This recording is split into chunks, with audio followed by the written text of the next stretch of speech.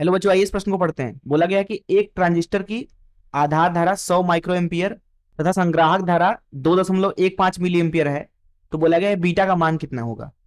पहला ऑप्शन है 21.5, दूसरा ऑप्शन है 0.0465, तीसरा ऑप्शन है 2.15 गुणे 10 कहते 5, चौथा ऑप्शन 10। आइए इस प्रश्न की मुख्य अवधारणा की चर्चा करें।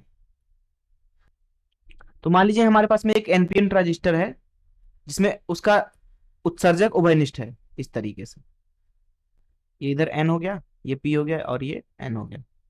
देखिए, चाहे एनपीएन ट्रांजिस्टर हो चाहे पीएनपी ट्रांजिस्टर हो, चाहे उनकी कोई से भी विन्यास हो, उन सभी स्थितियों के लिए जो उत्सर्जक धारा होता है वो बराबर होता है आधार धारा धन संग्राहक धारा आईसी, आधार धारा आईबी, उत्सर्जक धारा आईई। यह सदैव के लिए सत्य होता है। अब यहाँ पे जो धारा होगा वो सीधी सी बात है धन से ऋण की तरफ प्रवाहित होगा, तो इधर की तरफ हो गया आपका आईई और इधर आएगा आपका संग्राहक धारा और इधर आएगा आपका आधार धारा। अब देखिए, जो निर्गत धारा है वो है आईबी और जो माफ कीजिएगा, जो निवेश धारा है वो आईबी है और जो निर्गत धारा है वो आईसी है।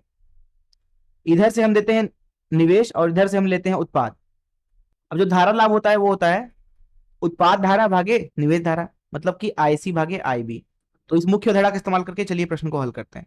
प्रश्न में हमको आधार धारा दिया गया है, मतलब आईबी का मान दिया गया है 100 माइक्रो एम्पियर के बराबर। संग्राहक धारा भी दिया गया है, मतलब आईसी का मान दिया गया है 2.15 2.15 मिली एम्पियर। हमको पूछा गया है बीटा का मान। देखिए, हमने देखा कि जो बीटा है वो कितना है उत्पाद धारा आईसी भागे निवेश धारा आईबी, और बीटा है धारा लाभ उभयनिष्ठ उत्सर्जक हेतु। बस यहाँ पे आईसी और आईबी जो है समान मात्रक में आपको रखना है।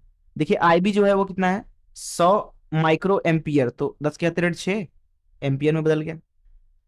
और जो आईसी है वो दिया गया मिली एम्पियर में, तो ये 2.15 गुणे 10 के अतिरिक्त 3 आ जाएगा एम्पियर।